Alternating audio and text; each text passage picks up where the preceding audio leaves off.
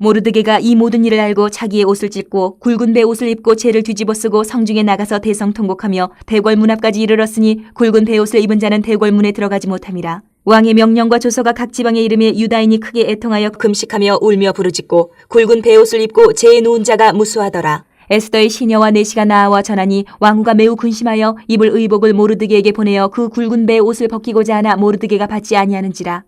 에스더가 왕의 어명으로 자기에게 가까이 하는 내시 하닥을 불러 명령하여 모르드게에게 가서 이것이 무슨 일이며 무엇 때문인가 알아보라 하매 하닥이 대궐 문 앞 성중 광장에 있는 모르드게에게 이르니 모르드게가 자기가 당한 모든 일과 하만이 유다인을 멸하려고 왕의 금고에 바치기로 한 은의 정확한 액수를 하닥에게 말하고 또 유다인을 진멸하라고 수산궁에서 내린 조서 초본을 하닥에게 주어 에스더에게 보여 알게 하고 또 그에게 부탁하여 왕에게 나아가서 그 앞에서 자기 민족을 위하여 간절히 구하라 하니 하닥이 돌아와 모르드게의 말을 에스더에게 알리매 에스더가 하닥에게 이르되 너는 모르드게에게 전하기를 왕의 신하들과 왕의 각 지방 백성이 다 알거니와 남녀를 막론하고 부름을 받지 아니하고 안뜰에 들어가서 왕에게 나가면 오직 죽이는 법이요 왕이 그 자에게 금규를 내밀어야 살 것이라. 이제 내가 부름을 입어 왕에게 나가지 못한 지가 이미 30일이라 하라 하니라. 그가 에스더의 말을 모르드게에게 전하매 모르드게가 그를 시켜 에스더에게 회답하되 너는 왕궁에 있으니 모든 유다인 중에 홀로 목숨을 건지리라 생각하지 말라. 이때 내가 만일 잠잠하여 말이 없으면 유다인은 다른 데로 말미암아 노임과 구원을 얻으려니와 너와 내 아버지 집은 멸망하리라. 내가 왕후의 자리를 얻은 것이 이때를 위함이 아닌지 누가 알겠느냐 하니 에스더가 모르드게에게 회답하여 이르되 당신은 가서 수산에 있는 유다인을 다 모으고 나를 위하여 금식하되 밤낮 3일을 먹지도 말고 마시지도 마소서. 나도 나의 시녀와 더불어 이렇게 금식한 후에 규례를 어기고 왕에게 나아가리니 죽으면 죽으리이다 하니라. 모르드게가 가서 에스더가 명령한 대로 다 행하니라. 하나님의 백성인 교회가 이 대적들의 공격 앞에서 어떻게 해야 될지를 모를 때가 있는 것 같습니다. 오늘 본문은 이럴 때 교회가 어떻게 해야 될지를 알려주고 있는 사건입니다. 먼저 교회는 첫 번째로 1절에서 3절을 보면 대적들의 공격에 맞서서 싸워야 됩니다. 하만의 관계로 모든 유다인을 진멸해도 좋다라는 조서가 왕의 이름으로 작성이 되고 그 조서에는 왕의 도장이 찍혔어요. 인장이 찍혔습니다. 이 말은 그 당시에서 왕국에서 왕의 도장이 찍혔다는 것은 왕도 이제 바꿀 수 없다라는 뜻이에요. 왕도 이 내용을 바꿀 수가 없어요. 그대로 무조건 시행이 돼야 되는 거예요. 왕도 바꿀 수 없기 때문에. 게다가 하만은 이 유다인들을 유다민족을 진멸한 후에 왕에게 바칠 은혜의 정확한 액수까지도 정해놨어요. 그만큼 이 일은 이제 변할 수도 없고 확실하게 시행되는 일이다라는 얘기예요. 이 때문에 이 소식을 전해 들은 모르드게 또 각 지방의 각 성에 있는 유다인들은 오늘 보니까 크게 애통하고 금식했다라고 되어 있어요. 정말 엄청난 공격이 이제 시작이 되는 겁니다. 똑같이 우리 그리스도인들 믿는 자에게도 이 사탄 마귀들로 인해서 이런 풍전등화와 같은 위기를 만날 수가 있습니다. 우리가 신앙생활하는 가운데. 그러면 우리는 어떻게 해야 될까?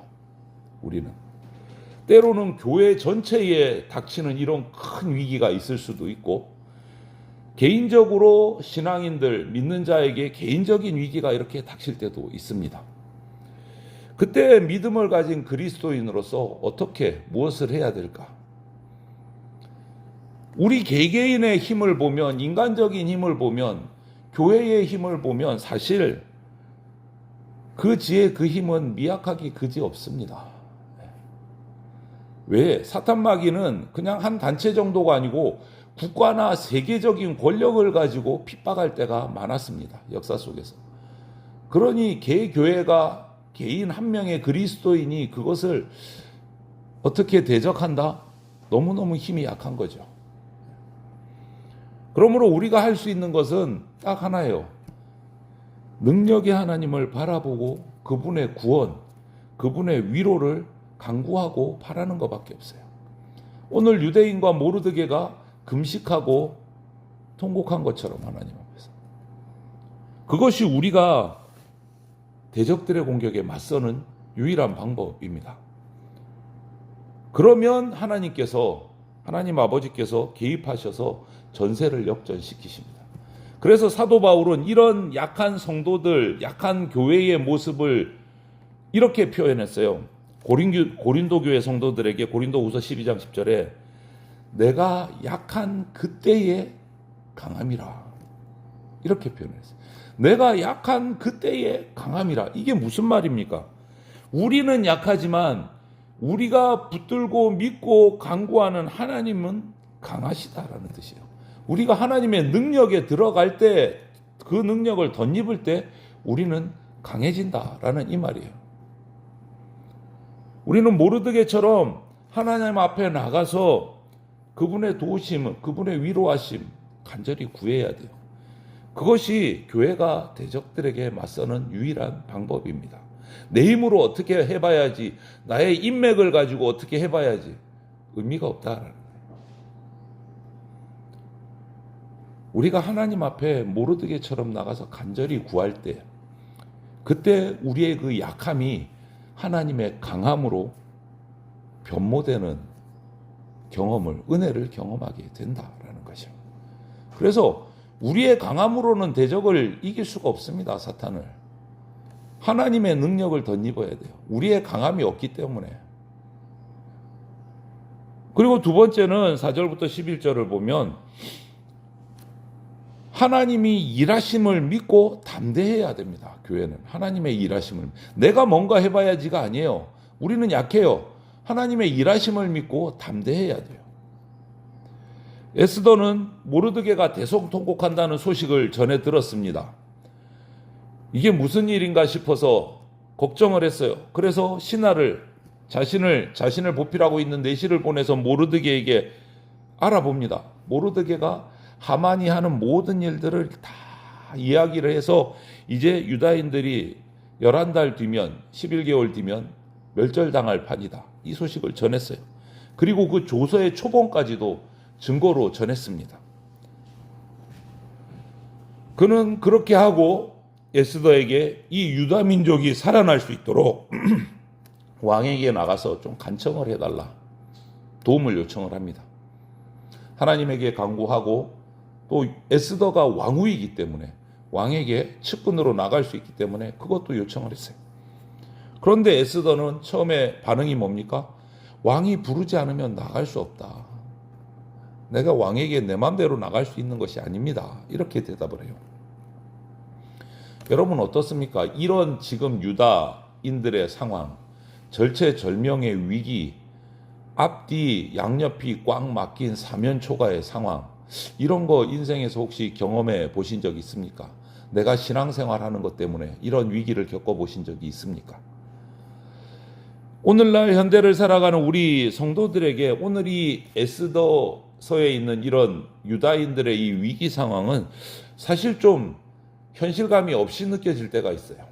이 정도까지는 아니니까. 우리가 뭐 교회를 다닌다, 일명 그리스도인이라고 해서 이 정도까지 목숨을 내놓아야 될 만큼의 위기를, 오늘날은 우리가 사실 그런 위기는 없는 것 같아요. 그러나 우리가 조금만 한 걸음 더 나아가 보면 그리스도인으로서 세상을 살아가면서 어떤 사업을 한다, 직장 생활을 한다, 이럴 때 내가 하나님의 법대로 직장 생활하고 하나님의 법대로 사업을 하고 간다면 반드시 걸림돌이 있고 고난을 당합니다. 저만 해도 직장 생활하는 동안 그런 경험을 몇 차례, 수차례 했습니다.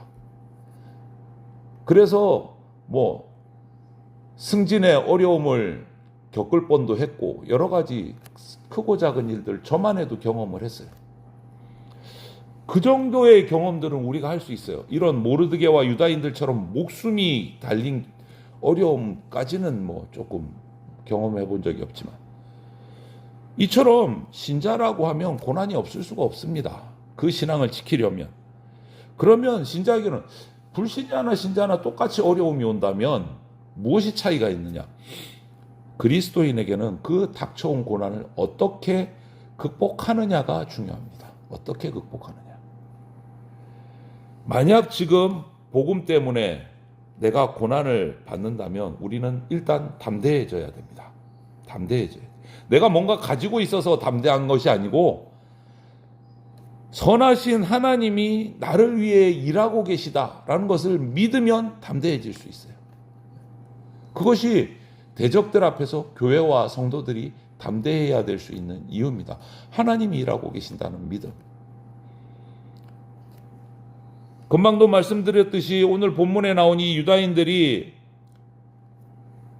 이 아하수에로 왕과 하만에게 당했던 그 극심한 박해, 또 로마 제국, 예수님 당시에 로마 제국으로부터 받았던 급시한 그 핍박, 이거하고는 심정적으로 좀 고리가 우리가 느끼기가 쉽지가 않아요. 초대교회가 당했던 그 핍박들은. 우리는 그런 상황이 아니기 때문에.